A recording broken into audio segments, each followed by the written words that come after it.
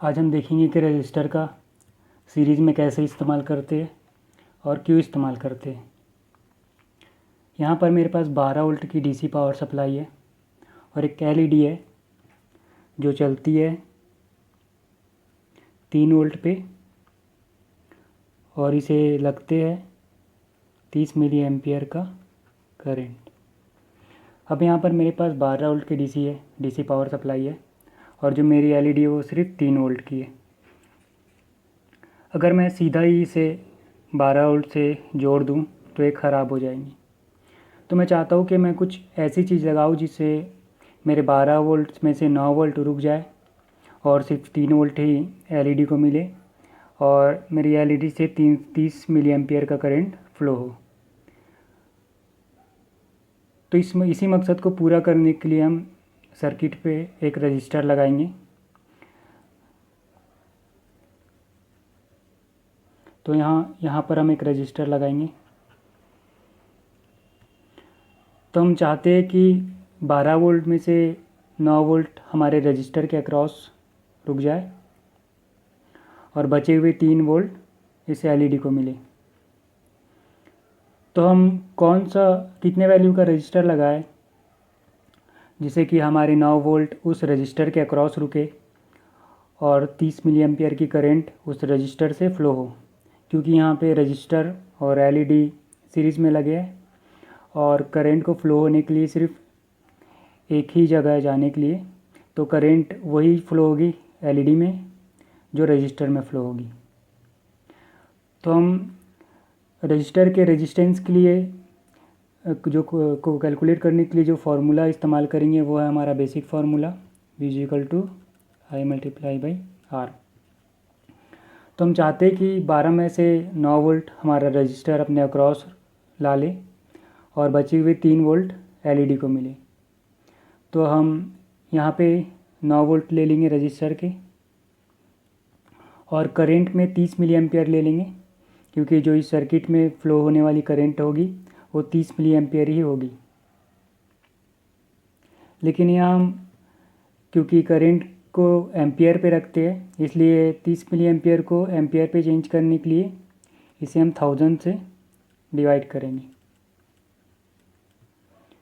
तो हमारे रजिस्टर की वैल्यू आ जाएंगी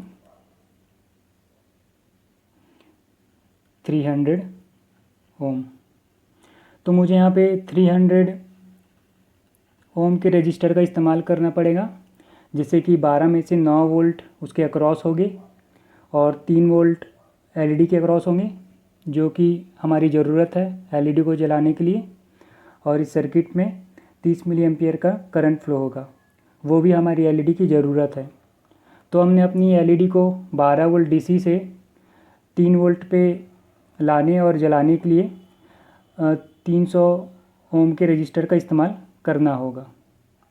तो मेरे पास यहाँ पे एक रजिस्टर है, इसकी एग्जैक्ट वैल्यू 300 ओम नहीं है, लगभग 280 या 270 ओम है। तो इससे भी काम चल जाएगा, लेकिन जो हमारा वोल्टेज है एलईडी के अक्रॉस वो 3 वोल्ट से कुछ ज़्यादा और रजिस्टर के अक्रॉस 9 वोल्ट से थोड़ा कम होगा।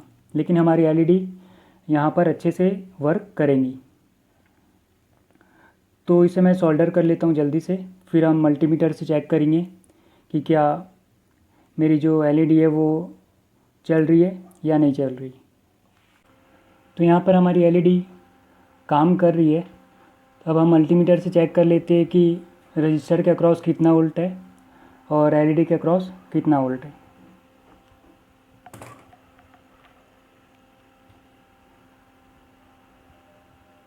तो यहाँ पर रजिस्टर के अक्रॉस 8.81 वोल्ट है। जैसे कि मैंने बताया था कि इस रजिस्टर की वैल्यू 300 से थोड़ी कम है, क्योंकि मेरे पास 300 ओम का रजिस्टर नहीं था, इसलिए हमारी वैल्यू थोड़ी कम आ रही है। और यहाँ पे एलईडी के अक्रॉस वोल्टेज है जो है 3.31 वोल्ट। तो यहाँ पे एक और बात गौर करने वाली है कि जो हमारी एलईडी जितना पावर ले रही है उससे ज़्यादा हमारा रजिस्टर पावर वेस्ट कर रहा है हीट के रूप में। मतलब जो वे पावर हमारे रजिस्टर पे वेस्ट हो रहा है वो है P = V × I। तो हमारे रजिस्टर के अक्रॉस जो वोल्ट है वो है 9, और इस पे जो करंट फ्लो हो रही है वो है 30 मिली एम्पियर, जिसे हमने एम्पियर पे चेंज कर लिया। तो पावर आ जाता है वॉट में 0.27 वाट। मतलब अभी हमारा रजिस्टर 0.27 वाट वेस्ट कर रहा है, और जो हमारी एलईडी पे पावर है वो है इक्वल टू